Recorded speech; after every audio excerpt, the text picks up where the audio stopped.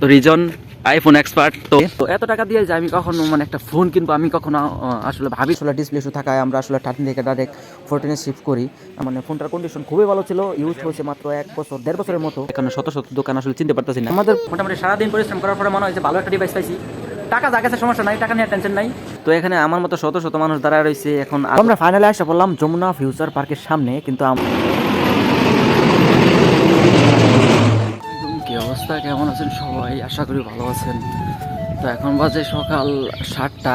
আমরা মানে একটু তাড়াহুড়া করতেছি, কারণ যেহেতু ঢাকা ঢুকবো, যদি জাম লেগে যায় তাহলে কিন্তু আবার অনেক সমস্যা। এই জন্য একটু তাড়াহুড়া করে রওনা দিছি, যেন আসলে সকাল সকাল জ্যাম লাগার আগেই ঢাকা ঢুকে যেতে পারি।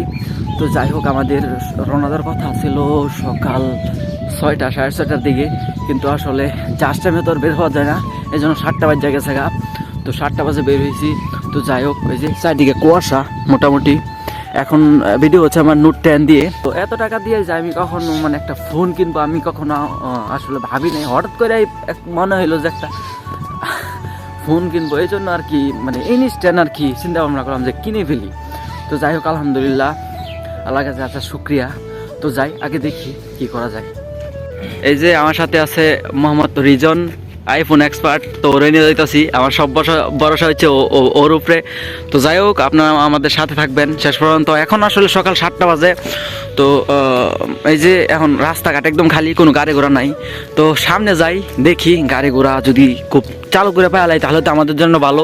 তো সাথে থাকবেন, আশা করি অনেক কিছু শিখতে পারবেন এবং জানতে পারবেন। তো নয়নপুরে এসে আমরা হালকা নাস্তা করে নিলাম, কারণ যেহেতু অনেক দূরে যাইতে হইব। এখন আমরা ওয়েট করতেছি বাসের লাগা, কারণ আসলে ভাড়া একটা বাস দেখা তারপরে উঠতে হইব। ভবিষ্যৎ বাসে উঠলে আবার যাইতে আমাদের 12টা বেজে যাবো। তো আমরা চেষ্টা করলাম যত তাড়াতাড়ি যাওয়া যায়। এবং আলহামদুলিল্লাহ এখন ওয়েট করার পর একটা বাস পেলাম, মোটামুটি ভালোই টানতেছে বাসটা। আর মোটামুটি মনে হইতেছে যে 2 ঘন্টার ভিতরে আমরা ঢাকা আমাদের গন্তব্যস্থলে চলে যাই। তো এখন আমরা মোটামুটি 3 ঘন্টার ব্যবধানে আসা পড়ছি যে ঢাকা কুড়ির বিশ্ব রুট। এখান থেকে আসলে যাওয়ান লাগবে এখন যমুনা ফিউচার পার্কে।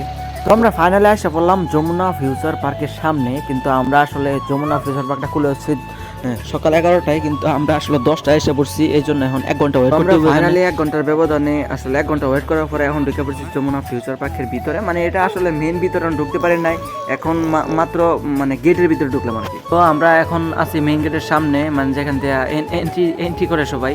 তো এখানে আমার মতো শত শত মানুষ দাঁড়ায় রয়েছে। এখন আরও 10 মিনিট বাকি, 10 মিনিট পরে একবারে আমাদেরকে ঢোকার অনুমতি দিবে।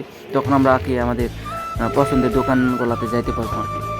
তো এখন আমরা ঢুকে পড়লাম মেইন গেটে। আর এখন এই যে আমাদের মোবাইলের যে ফ্লোর, ওটা হচ্ছে 4তলা, ওই 4তলাতে যাইতে হইব। তো মোটামুটি 4তলা যাইতেছি, আর আমাদের মানুষজনের ভিড় কমতেছে আর কি, কারণ ভিড় হয়তো একটু পরেই বাড়বো।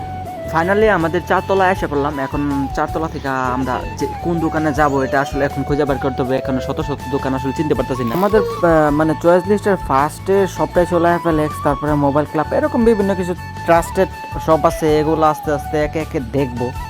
আমরা চলে আসলাম অ্যাপেল এক্সের ভিতরে। তো আমরা যে খুব সর্বপ্রথমে আসছি, এই জন্য কাস্টমার এখানে খুবই কম, কিন্তু আস্তে আস্তে কাস্টমারের চাপ এমন বাড়বে যে আপনি ফোনটা পর্যন্ত দেখার সুযোগ পাবেন না।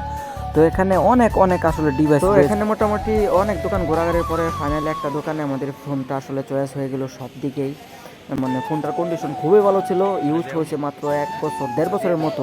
তো এটা হচ্ছে আইফোন 14। তো আইফোন 14 এটা ফাইনাল হয়ে গেছে, এই জন্য আসলে টাকা পয়সা এখন পেমেন্ট করতেছি আর কি। তো আমাদের আসলে প্রথমে টার্গেট ছিল আইফোন 13 নেওয়ার, কিন্তু 13 আসলে ডিসপ্লে ইস্যু থাকায় আমরা আসলে 13 থেকে ডাইরেক্ট 14 শিফট করি।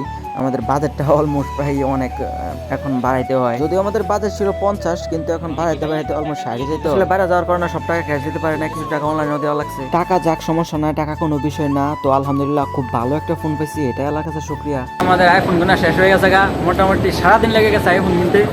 তো যাই হোক, আমাদের আইফোনটা আপনাদের দেখাই, যে দেখাও তো একটু, এই যে আইফোন 14, হ্যাঁ, এই যে রিজনের হাতে। তো আমি এখন হাতে নিব পরে। যাই হোক, মোটামুটি আলহামদুলিল্লাহ যা হয়েছে ভালো হয়েছে।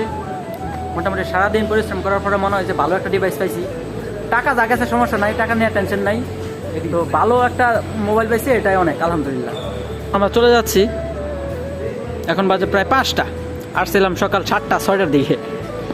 এটা হচ্ছে যমুনা ফিউচার পার্কের নিচের তলা, মানে গ্রাউন্ড ফ্লোর। এটা এতটাও সুন্দর না, বসুন্ধরা শপিং কমপ্লেক্সের মতো। তো এটা আসলে মোটামুটি লেভেলের ভালো।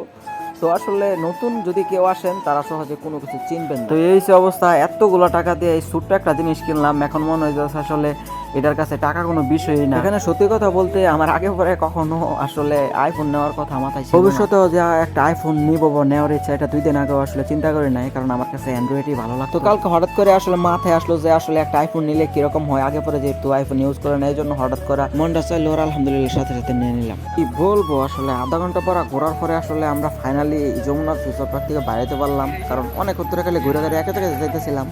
তো এখন আসলে ফাইনালি বাহিরে বাড়িলাম, তারপর আবার পিছন দিয়া